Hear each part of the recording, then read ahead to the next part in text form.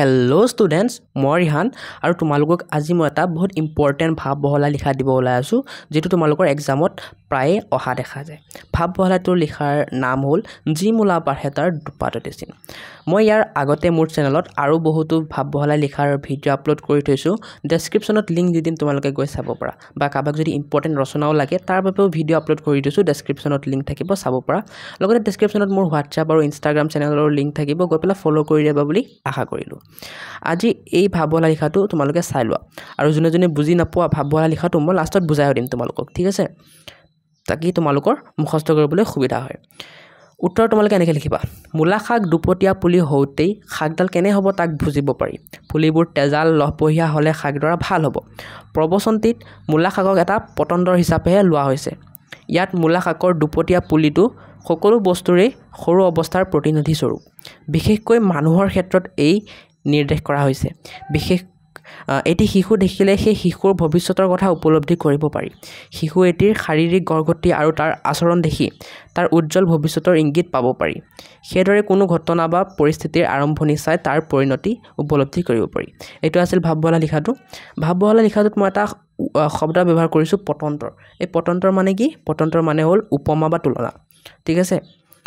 তোমালোকে এটো আকৌ পৰীক্ষাত লিখি নিদিবা তোমালোকক মই খালি এটো বুজিব লিখি দিছো অৰ্থটো তোমালোকে পৰীক্ষাত অকলে উত্তৰৰ পৰা এয়ালৈকে লিখিবা এটা মই বুজাই দিছো বা শুনি লোৱা এতিয়া যি আমাৰ ভাব বহলা লিখা জিমুলা বাৰহেতাৰ দুপাততে চিন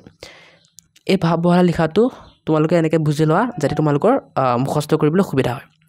এতিয়া আমি সকলোৱে মূলা চিনি পাওঁ হয় এতিয়া মূলা যেতিয়া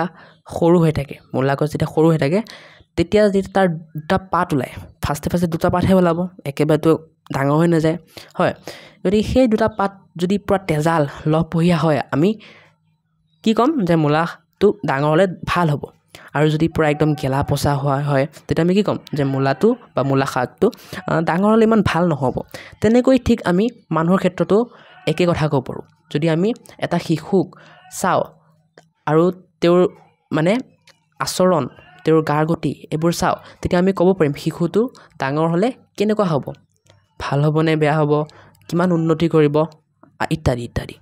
ঠিক আছে আমি একজেক্ট ক'ব নোৱাৰিম কিন্তু এটা অনুমান লগাব পাৰিম তেনেকৈ যিকোনো ঘটনা এটা যদি আৰম্ভ হয় তাৰ আৰম্ভণি চাই আমি সেই ঘটনাটোৰ শেষ কেনেকুৱা হ'ব সেইটো আমি অনুমান লগাব পাৰিম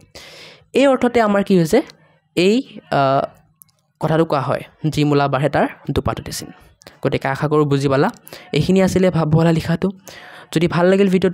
ভিডিওটো এটা লাইক কৰি চেনেলটো সাবস্ক্ৰাইব কৰি দিবা যাতে মই এনেকুৱা নতুন ভিডিও তোমালোকক দিবলৈ মোটিভেশ্যন ফিল কৰি থাকো